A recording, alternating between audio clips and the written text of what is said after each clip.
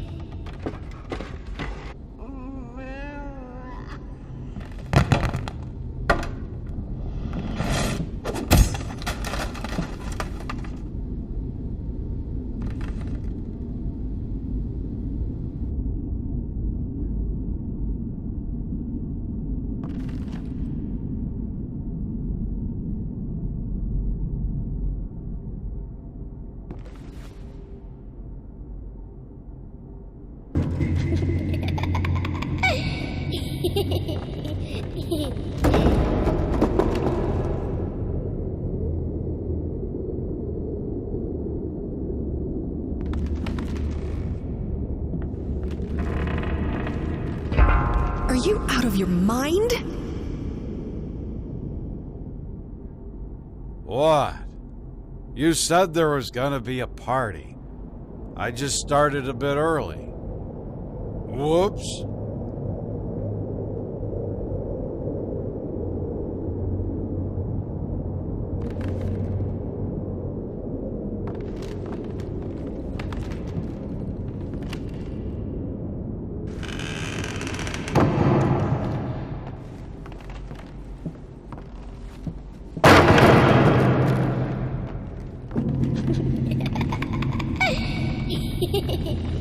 This one's gonna be perfect.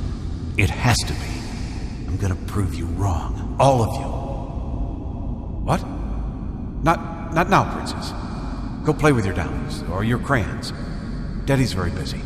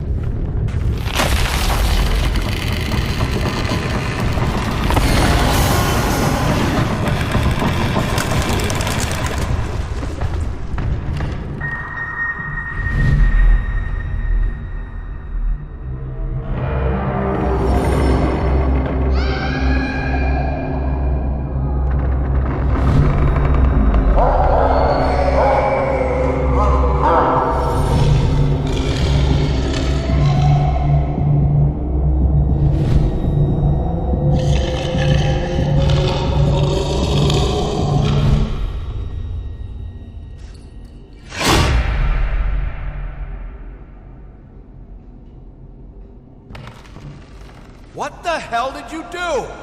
Oh, you didn't mean to. Well, that makes it all better, doesn't it? It'll just magically unbreak because you didn't mean to. Go on, get out of here. Go to your room and break shit in there. Just take all your toys and smash them one by one. And keep at it. Maybe you'll finally get good at something.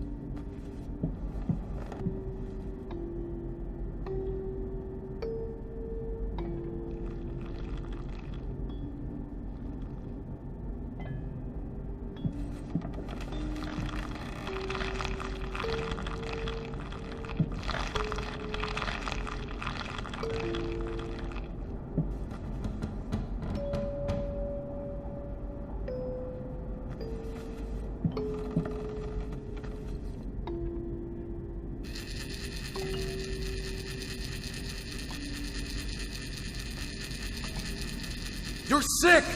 You're insane! You're not thinking straight! You're right. I am sick. I'm sick of you not being there for us. We need you. I need you. When was the last time you slept with me?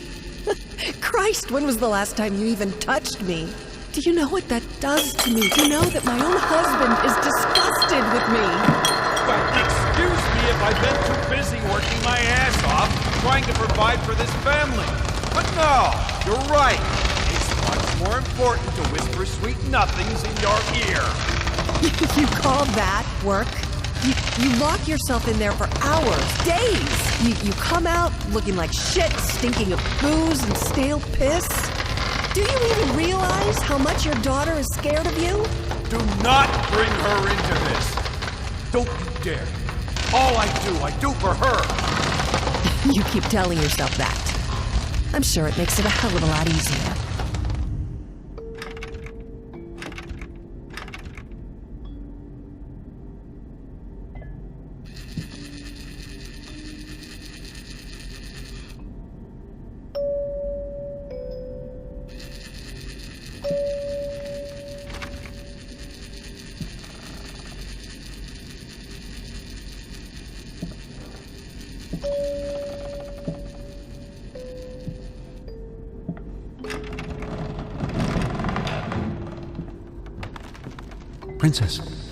Princess, wake up. I need you to get dressed real quick. There are men coming. Some very bad men. They want to take you away from me, but I won't let them. We won't let them, will we? Yes, now I remember. Throughout all the chaos and misery, in his own flawed and misguided way, I, grasping at the remains of my sanity, declare this to be my last will and testament. I hereby deem all my previous wills just as worthless as the shallow husks calling themselves my friends and associates. To my agent, Thomas Caldwell, I bestow the hellish vermin that infest my home, praying that they will gnaw away at him endlessly, bleeding him dry just like he did to me. To my publisher, Liam Brickstone, I bequeath the flames that consume the love of my life in hopes they will devour him, along with the wretched whore and the squealing bastard he calls a family. To my lawyer, James Jerome Sadler, I pass on whatever illness has rotted my brain and soul away so that he can feel just as empty and useless as he was to me. To any other parasites that come crawling out of the woodwork, I leave nothing. To hell with all of you. Finally, to my beloved daughter, I leave all my earthly possessions. For what they're worth, I hope they will inspire you to realize your true potential. The final, most precious gift, however, is not mine to give. You will have to discover that on your own. I believe in you, as I always have.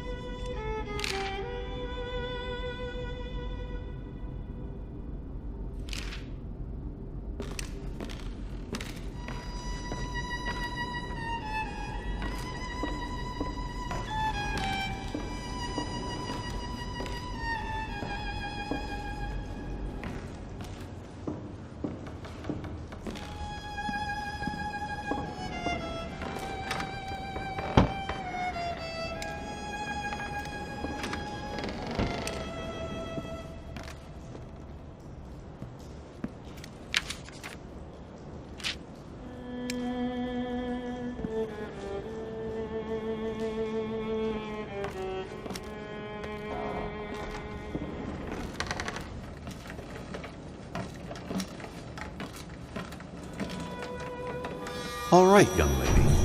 Shall we continue? Right. Whatever happens, just keep looking at me and listen. Now, where was I? Ah, yes.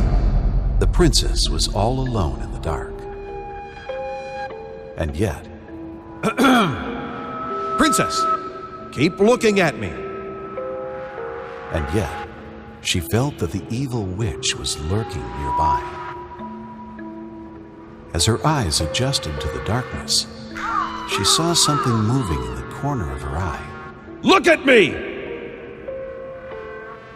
As her eyes adjusted to the darkness, she saw something moving in the corner of her eye. And yet, she did not dare to move, for she knew that that would be the end of her. The princess heard a fearsome growl. The witch had unleashed her familiar, the hellhound. The monster sniffed at the air, its perky ears wary of even the slightest sound. The princess remained motionless, letting the monster pass. There was a stillness in the air. The princess breathed a sigh of relief. For a moment, it seemed like the worst was behind her, and yet she knew that it was not over. There was still danger nearby, waiting for her slightest move.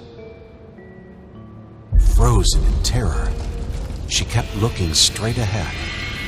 Suddenly, she heard a terrifying cackle. It was the evil witch herself. The wretched thing despised beauty and innocence, for she had neither. The hag was near, just outside of view, but our heroine didn't dare to look. She had to keep her head straight, lest she be cursed by the witch's foul magic. She could almost feel the chilling touch of the witch's hand at her neck. She felt the sudden urge to run away, but fought it with all her will, for she knew that was precisely what the witch would have wanted. And then, just like that, the chill was gone. She saw a glimmer of light over the horizon. The sun was almost upon her. It was almost dawn. It was almost over. And there. The princess stood triumphant in the sun, smiling as she... Wait, that's not right. Her face. Why is she still... scared? Oh, God.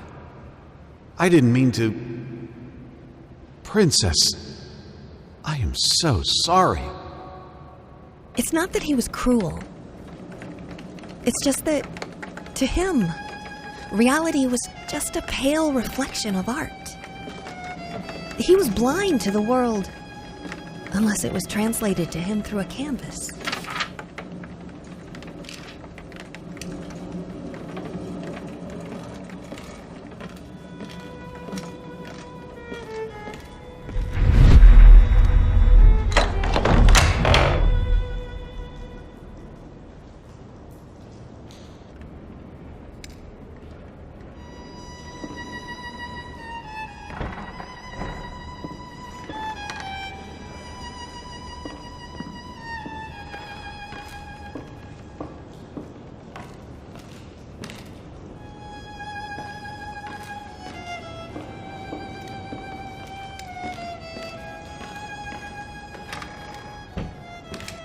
I don't know what I expected to find. A farewell note? A final will? What I found was an apology,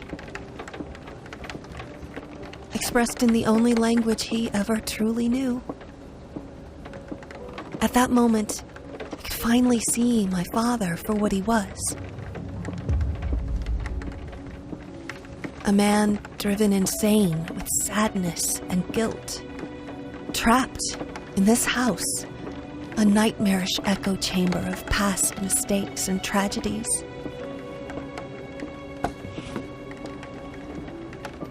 It was this house, a place beyond hope beyond redemption.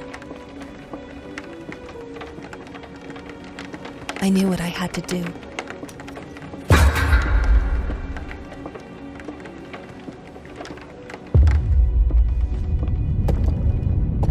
I had given up trying to understand my father a long time ago.